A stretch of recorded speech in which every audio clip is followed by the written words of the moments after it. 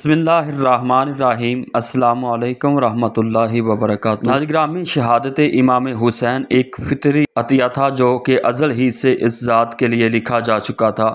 ابتدا سے لے کر انتہا تک جتنے بھی جہاد ہوئے، جتنی بھی قربانیاں دی گئی، ان کی حیثیت ایک شخصی انفرادی ہوا کرتی تھی، یعنی کسی بھی نبی کے پورے خاندان نے کسی جہاد یا قربانی میں حصہ نہیں لیا، بلکہ قربانی دینے کا جب بھی وقت آیا تو وہ تکمیل تک نہ پہنچ سکی۔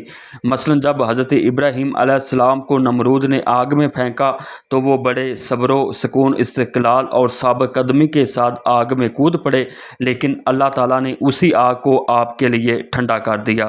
اسی طرح جب حضرت ابراہیم علیہ السلام نے اللہ تعالیٰ کی راہ میں قربانی دی اور اپنے خواب کو سچ کر دکھایا اور اس خواب پر عمل کیا جو 3 دن سے مسلسل آ رہا تھا، تو آپ نے اپنے لگتے جگر کے گلے پر چھری رکھ دی، پھر اللہ کے حکم سے آپ علیہ السلام نے مینڈا ذبح کیا۔ تو ناظرین، اسی طرح جب حضرت عیسیٰ علیہ السلام کو تختے پر لٹکا دیا گیا تو اللہ تعالیٰ عز و جل کے حکم کے مطابق آپ کو زندہ آسمان پر اٹھا لیا گیا، یعنی آپ کو قتل نہیں کیا گیا۔ ان واقعات سے پتہ چلتا ہے کہ کسی بھی نبی یا پیغمبر نے کسی بھی جہاد میں حصہ نہیں لیا۔ اگر کسی نے قدم اٹھایا تو اسے رستے میں ہی روک دیا گیا، لیکن اسوہ ابراہیمی کو زندہ کرنے کا وقت آیا تو امام الانبیاء صلی اللہ علیہ وآلہ وسلم کے خاندان نے اپنے 72 تن من قربان کر کے ہمیشہ کے لیے یہ رقم کر دیا اور سبق دے دیا کہ اسلام کے لیے کسی بھی قربانی کے لیے دریغ نہیں کرنا چاہیے۔ ناظرین، آئیے سنتے ہیں کہ غیر مسلم امام حسین علیہ السلام کے بارے میں کیا کہتے ہیں۔ مرحوم مصنف تھامس کارلائل اپنی کتاب میں لکھتا ہے کہ کربلا کے المیہ میں سے ہمیں سب سے بڑا سبق یہ ملتا ہے کہ امام حسین اور آپ کے ساتھیوں کو خدا تعالیٰ پر کامل یقین تھا۔ آپ نے اپنے عمل سے ثابت کر دکھایا کہ حق اور باطل کی کشمکش میں تضاد کی برتری کی کوئی حیثیت نہیں ہوتی، اور بہادری کا جو سبق ہمیں تاریخ کربلا سے ملتا ہے وہ کسی اور تاریخ سے نہیں ملتا۔ ایک اور ایسا ہی دانشور ڈاکٹر کرسٹوفر اپنی آرزو ان الفاظ میں بیان کرتے ہیں کہ کاش دنیا امام حسین کے پیغام اور ان کی تعلیمات اور مقصد کو سمجھے اور ان کے نقش قدم پر چل کر اپنی اصلاح کرے۔ تو انڈین نیشنل کانگریس کے سابق صدر بابو راجندر پرساد نے کہا تھا کہ کربلا کے شہیدوں کی کہانی انسانی تاریخ ان سچی کہانیوں میں سے ایک ہے جنہیں کبھی نہیں بلایا جائے گا، نہ ان کی اثر آفرینی میں کوئی کمی آئے گی۔ دنیا میں لاکھوں کروڑوں مرد اور عورتیں اس سے متاثر ہیں۔ شہیدوں کی زندگیاں وہ مشعلیں ہیں جو صداقت اور حریت کی راہ میں آگے بڑھنے والوں کو راستہ دکھائیں گی اور ان میں استقامت کا حوصلہ پیدا کریں گی۔ اور جرمنی کے مشہور فلاسفر نیتشے بیان کرتے ہیں کہ زہد و تقوی اور شجاعت کے سنگم میں خاکی انسان کے عروج کی انتہا ہے جن کو زوال کبھی نہیں آئے گا۔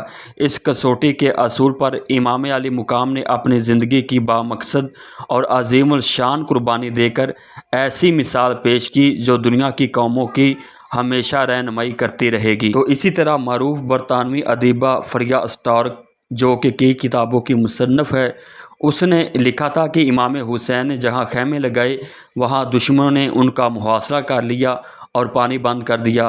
یہ کہانی آج بھی اتنی ہی دلگیر ہے جتنی 1275 سال پہلے تھی۔ یعنی میرا کہنا ہے کہ آپ کربلا کی سرزمین کا سفر کرنے سے اس وقت تک کوئی نفع حاصل نہیں کر سکتے جب تک کہ آپ کو اس کی کہانی کا پتہ نہ ہو۔ پھر فریا اسٹارک نے کہا کہ یہ چند ان کہانیوں میں سے ایک ہے جسے میں روئے بغیر کبھی نہیں پڑھ سکی۔ لبنان کے عیسائی مصنف انتونی بارا نے اپنی کتاب حسین ان کرسچین آئیڈیالوجی میں لکھا ہے کہ جدید و قدیم دنیا کی تاریخ میں کوئی جنگ ایسی نہیں جس نے اتنی ہمدردی اور پذیرائی حاصل کی ہو۔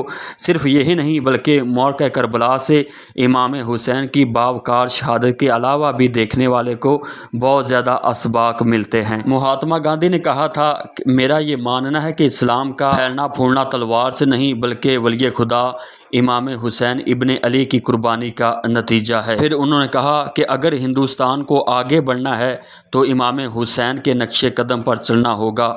پنڈت جواہر لال نہرو نے کہا تھا کہ امام حسین کی قربانی کسی ایک قوم کی نہیں بلکہ سب کے لیے ہے۔